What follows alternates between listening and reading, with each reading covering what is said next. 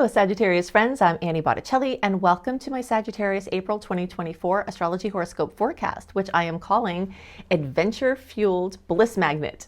So I'm excited to explain all of that to you. I'm a Sagittarius too. I'm so excited about this month. This report is for you if Sagittarius is your sun sign, your moon sign, your rising sign, or any other Sag placement you're listening for. What I'm going to talk about here is part of your astrological picture. If you're a very late degree Sag like I am, so birthdays like December 15th through the rest of the sign, or Sagittarius degrees like 23 degrees through the rest of the sign, I suggest you additionally listen to my Capricorn report because your very late degree friends will benefit from both readings. Okay, so I'm just going to start with the gusto. We've got lots of things to talk about this month, but I'm going to talk about the things I'm most excited about first. So this is Aries time of the year. March 21st started our new astrological year, and April 8th, the solar eclipse at 19 degrees of Aries, is the kickoff party for the astrological new year. Happens to also be eclipse. Everything is multiplied triple when it's eclipse time versus just a regular new moon. So this is like a very fiery, buoyant, exciting start to our astrological new year. And for Sagittarius, this is always a time of excess, and this is always a time that the potentials for excitement and fun are supercharged. Now, while of course I'm sensitive to the fact that not everyone can experience all of these things, especially if you're going through something in your chart or going through something in life that is like a cloud over this, you know, I know that individual charts can have different pieces, but strictly from the general transit report and how it's linking into Sagittarius, these potentials are certainly there, and I'm very excited about them. So what are we talking about here? Aries is a fellow fire sign. Fellow fire signs make 120 degree angles with Sagittarius, and that's the most favorable angle in all of astrology. So this is what we've got going on. After the first week of April, we're going to have Venus in Aries, making a full circuit through Aries, kissing every single Sagittarius placement with love and beauty and nurturing and money and relationships and comfort. Yay, so we have that going on.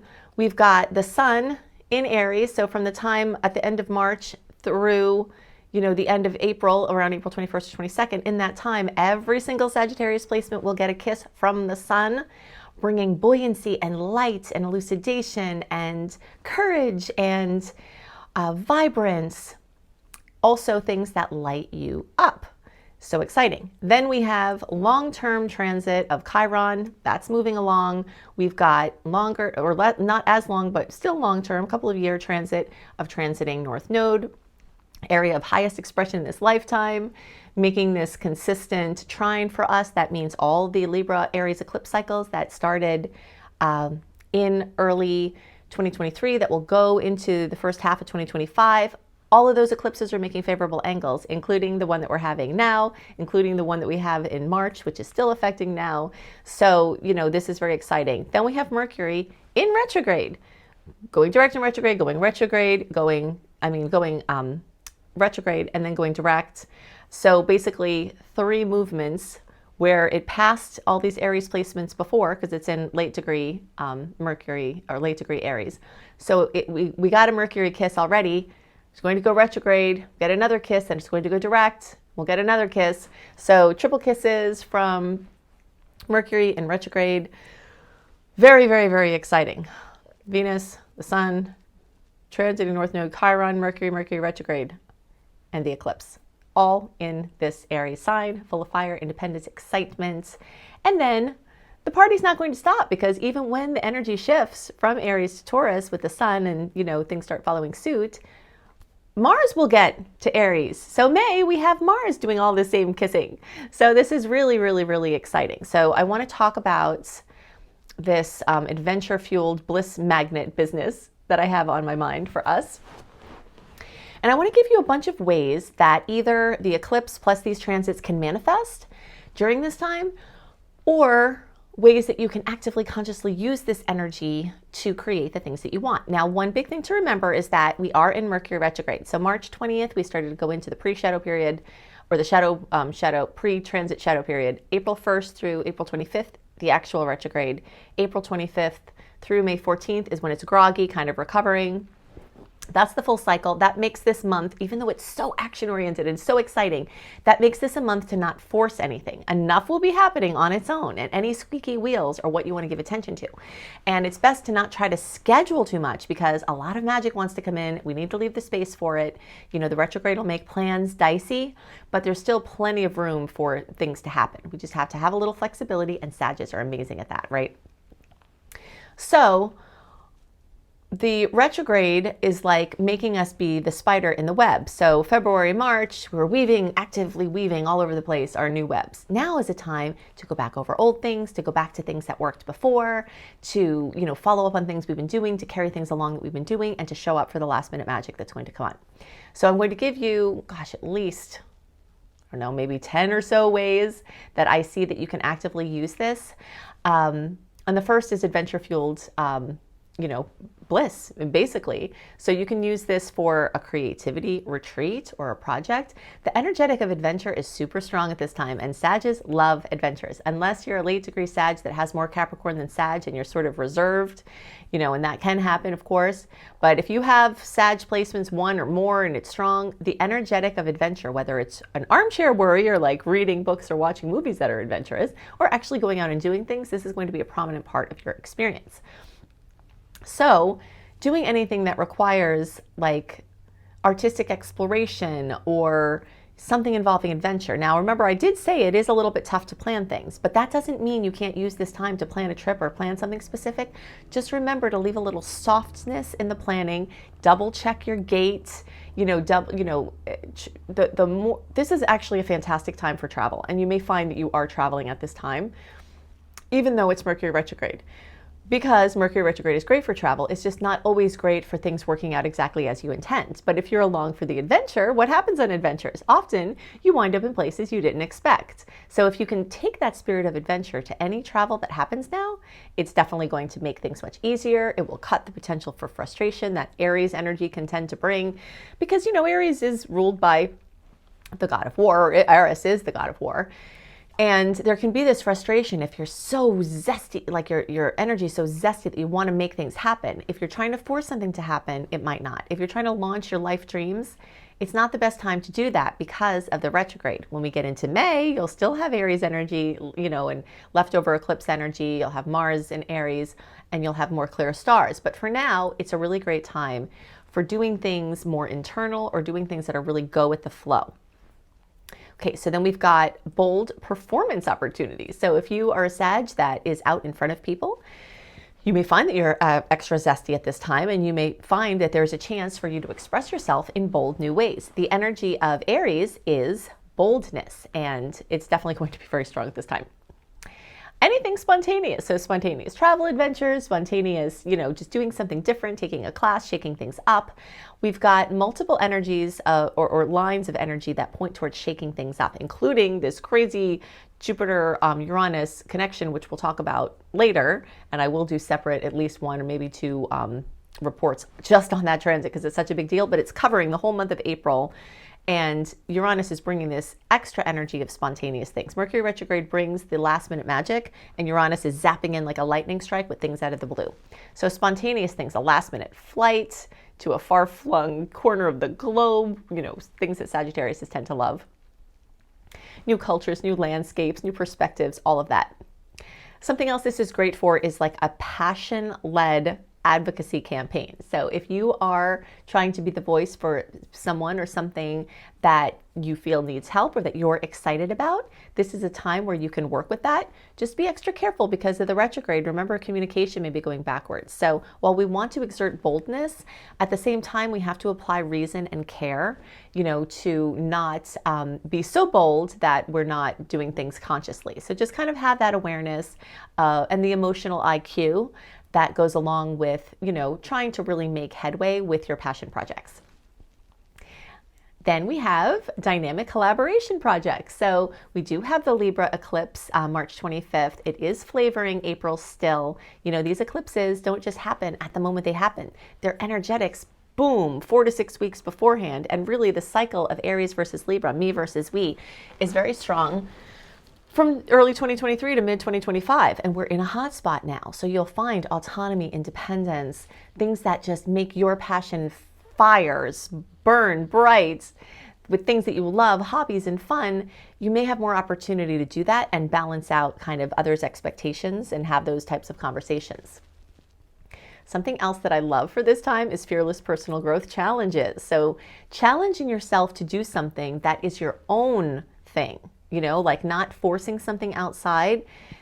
While it's not a time to push externally, it is a great time to push internally. However, not with reckless or dangerous things, just with things like that you might be avoiding, emotional patterns, trying to do your best in whatever you're working on, anything that requires breaking through fear to reach a positive goal, a health goal, something, that will bring a great outcome for you. This is amazing for that.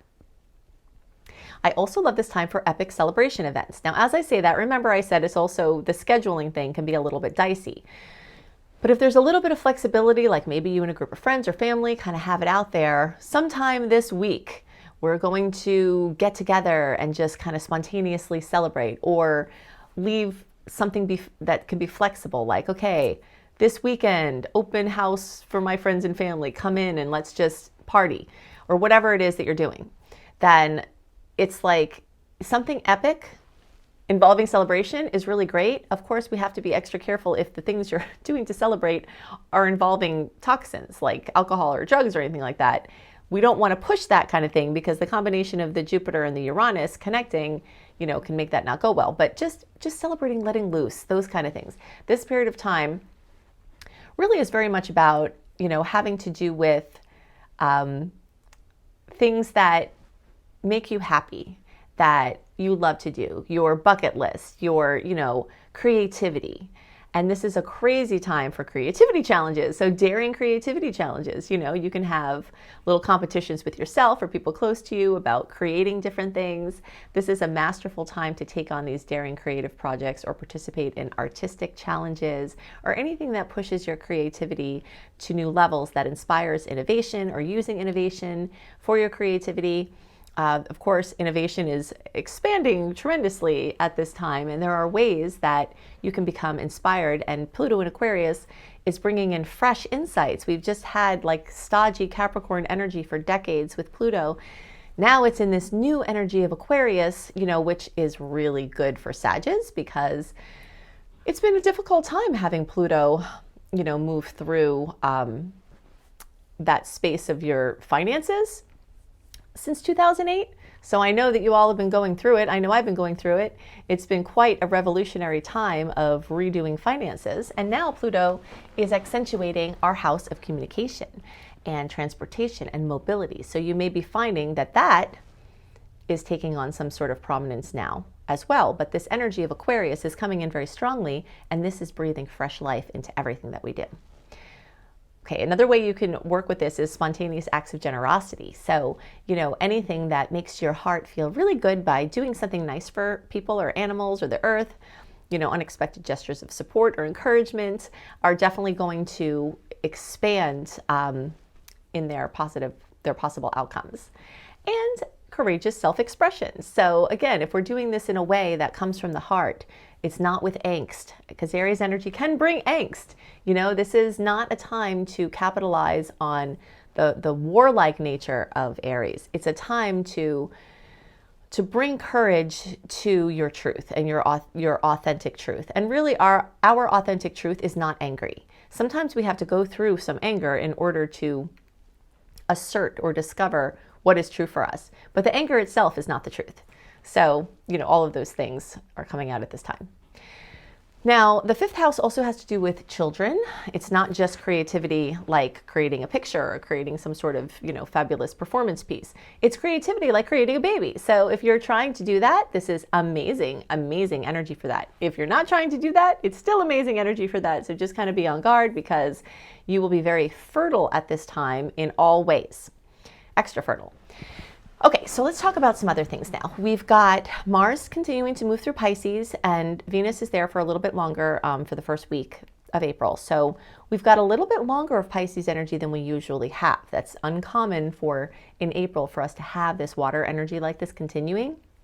So it is something to be aware of, because there's This is a square for Sagittarius. This isn't the glorious trine that all of these other things that are more all-encompassing at this time. This is an undercurrent of water. It's a square, it's a challenged position, and it's lighting up your home and family. So it's very possible that you've been having family challenges, or people have been needing you at home, or housing projects have been needing you, and it looks like you're still carrying through for this month those things that had happened. Okay, so good news is that at the end of April, this square stops, and then Mars will get into Aries, and Mars will light up the same fifth house that all these other planets are lighting up, and the eclipse and all of that. So it's very, very, very exciting, but we do need to know that there is going to be this undercurrent: family, housing, real estate, emotion, water where it shouldn't be.